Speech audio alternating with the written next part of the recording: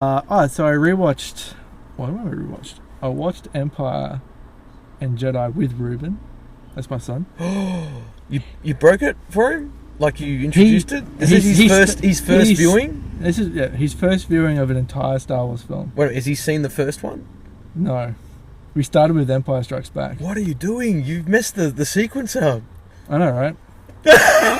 I wanted to watch Empire at the time. So, yeah, you're gonna watch it. You're gonna start at the top. Did he just jump on your lap and you're like, yeah, okay, it's time? Yeah, or did you go, sit, young man, let's... He was into it, and he watched it and watched the entire thing and liked it. Then we watched Jedi, like... How old is he now? 4. So he's still really too young. Did he get scared at bits? Yeah, so he got scared in the Jabba the Hutt scenes.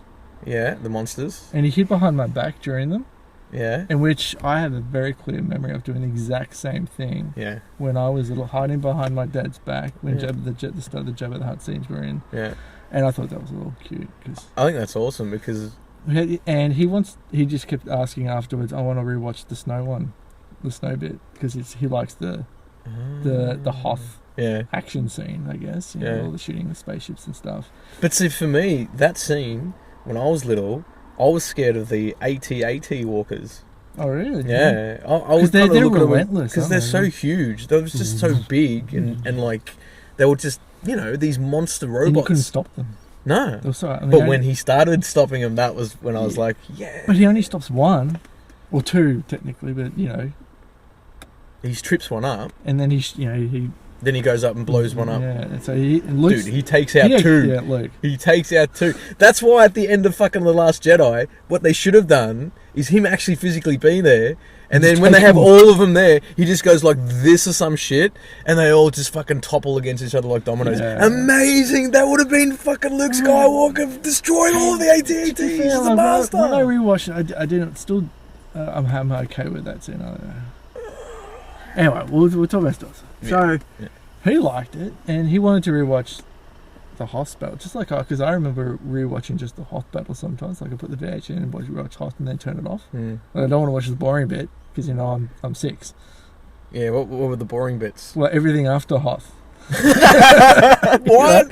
Oh well, you don't get the gravitas. You don't get the pathos of the Darth Vader Luke. And it's all character driven. There's no big action scene like at the end of A New Hope or end of Jedi. Yeah, that's when you're young. But then when you kind of, for me, I noticed when I got a bit older, and when those character things clicked in, when I realised the gravity of Darth Vader being Luke's father and the battle that they had at the end, like, when that clicked, that's when I became like alright, this is my favourite fucking story of all time. Yeah. And that's, like, so when I really watched Jedi in preparation for our discussion, I noticed a couple of things. One was, the whole Jabba sequence has no bearing on the plot of the movie. It's just a rescue. Yeah. It's like a movie within a movie. And they could have, if they really wanted to, say, well, we rescued Jabba, or we rescued Han, and he could have started the movie. If they really wanted to, they could have not had that scene, all that sequence. What did it tell you about any of the characters? It wasn't about, okay, you know what? All the plot. Mate, here's the thing. You got to look at Empire and Return of the Jedi as, like, 2 films overlapping. You've got the end sequence of Empire Strikes Back, and then you've got the beginning sequence of Return of the Jedi, and their character arcs in terms of Han and Leia and stuff, that's still kind of left open at the end of the second film, but it's kind of that beginning of the film. It's more of a resolution of the third act of the Empire. Exactly, which I think is fine because I'm not picking on it. It's just interesting. When you talk about rewatching the Hoth scene, I'd do that for the Jabba the Hutt scene because.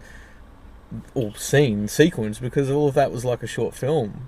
It is. I mean, it's almost got a through. It's got a first act where the droids come, and there's a bit of a setback, and then Luke shows up, escalates, and then there's a climax, and there's the big climax, and there's a resolution, and then there's a complete reset of the film when they're all at the meetup. So Luke goes to Yoda and they have their chat, which is important, and then there's. Then it's the climax. Well, the build to the climax. Well, it's actually the start of Act 1 of the end of the sequence. That's why, to me, Return of the Jedi structurally is one of my favourite films because it's a sequel that it's structured in a way that it's not its own film. It kind of like Endgame has that overlap. So we say You look at Endgame. Endgame's the same. It has a whole kind of like short film at the start, which overlaps the second film, right. So resolves it, reboot, and they really push the build up to the climax. Whereas Return of the Jedi, it's a more kind of wrap that up, quick setup and tie up and just close some loops and stuff. Bang, we're going from here to the end of the film. It's all about the one last mission. Yeah, and I love that. I love it. Do you think that when Han Solo realizes that Lando's working for the good guys, there's no reaction of him being like, because last thing he remembers is being betrayed by Lando. Yeah.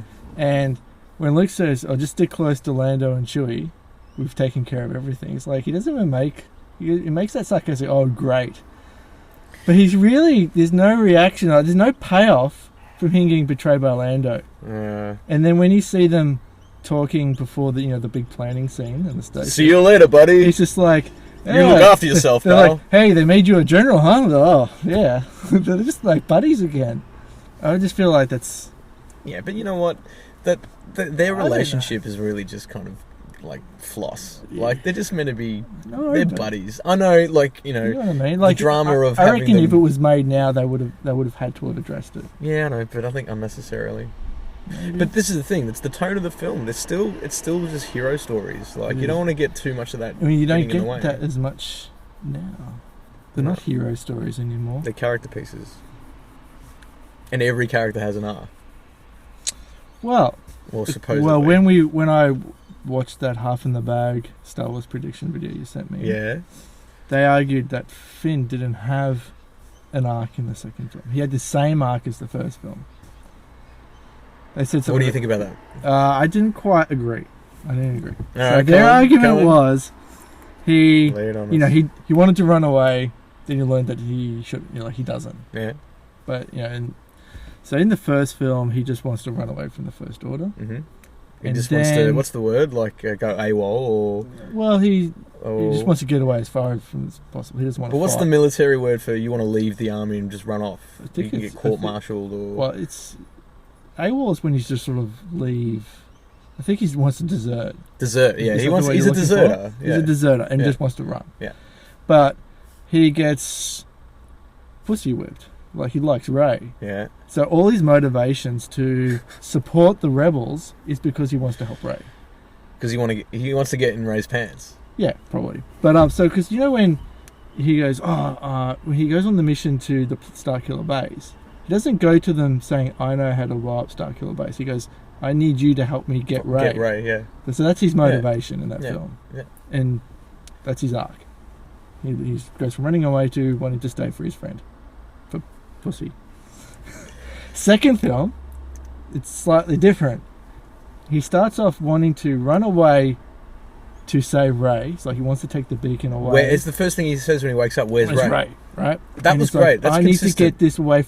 I need to get this beacon away from here so my friend will be safe from the First Order. That's his goal. So he's still friends with Rey. Yeah.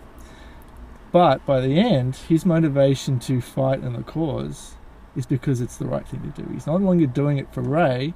His motivations become doing it because it's for the greater good. Yeah. So I feel who teaches him that? His new friend. Who we can't even remember her name because she's a fucking non-character. Rose, yeah. I mean, I don't understand why she saved him at the end, because he was about to make the big sacrifice, which is end of that arc. He was. Yeah. He was going to make the greater good sacrifice, then she saves him from that because that's what you do with the people you love. Yet before... But then that goes... So he's gone. He's just changed from that arc. He's not saving people he loves. He's saving everyone. She's doing to him what he's trying to do to Rey, and he's learned not to do that, yet she's, who taught him not to do that, is doing that. Yeah. See how fucked up this fucking plot is? So my disagreement with what Half in Vegas is that the second different arc was slightly different because his motivations were different in the end. Yeah, and I agree with you, and I think that maybe, I don't even know if those fucking guys thought of that, but the thing is... But that's okay. But on the surface, it is kind of the same. Yeah. He doesn't change that much. No, I agree. Yeah. He's still... What I see is a missed opportunity, yeah? Rose should never have been a fucking love interest character or a character. His thing about Rey, this is, we're talking about characters having arcs across films, right? So I don't see why they're complaining about him having the same arc. It's not the same arc. It's a continuation of the original arc because it's going over 2 films or more.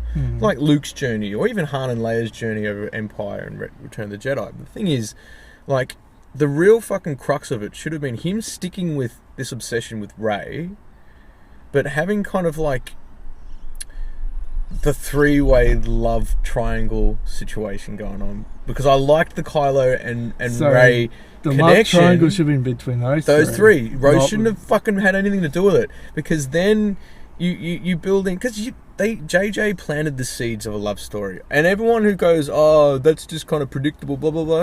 We're talking about like fucking tropes here and archetypes. And Star Wars is, and it's a romantic trope city. So why not just keep that element in there? But it was just teased, right? But this fucking asshole who showed up to fucking write the film, write it. Ryan Johnson. He who shall not be named. No, I just named him just for the sake. Yeah, Ryan fucking Johnson. You did Brick. Well done. One of the greatest films ever. You should have fucking stopped there. Anyway, that was the missed opportunity, because then this third film could have been the resolution of that love triangle, and who knows who could survive or die. That's. But see what I mean? And then maybe at the end of this third film is when he makes that choice to do for the greater good, and maybe that leaves the door open for Kylo and Rey to actually form a fucking relationship. And since they love rehashing the old, so that would have worked with the Han Solo, Luke, Princess Leia love triangle that is resolved, of course, once Luke realizes, it's his sister and I can't bang her anymore. Yeah. Whereas I can't want to bang her anymore. Yeah. They didn't actually bang. Like, they weren't. Were they? They kissed. So then she did that to make Han jealous. That's all. It wasn't like he was. So, but then it was just like. And then they could have had the same realization that Kylo and Rey were brothers and sisters. Maybe when they kissed, they had like a Force moment that they didn't speak about to anyone. I don't know. Luke seemed pretty satisfied with it.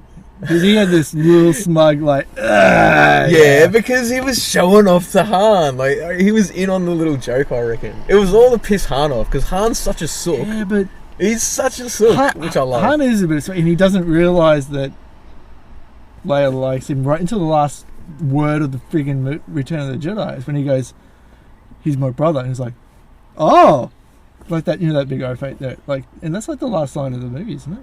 He's my brother. No. Well, I think... Is it? It's going to be close. Because after that, it's just that the celebration montage of the fireworks and the Ewoks. See, no, you're singing the old one. No, I'm singing the old one. Don't sing the new one. No. Fuck the new one. But here's the thing, that's Han's closure for his character too, because, at the end of the day, he's had this kind of like, me first attitude, and then here's the thing that he loves, and he was willing in that moment to step back. He was willing, that's right. But, he really didn't want to, because he kind of... No. Doesn't he snap straight away? Like, he's like, no, I don't... Luke, she says something, he's like, okay, alright. Like, he automatically gets on the defensive again. She goes, yeah, do you love Luke? And she's like, yeah, I do. And he's like, okay. Alright. Fine. She's like, no, but he's my brother. And he's like, oh. Oh. See? Yeah, that's awesome. Yeah. Yeah.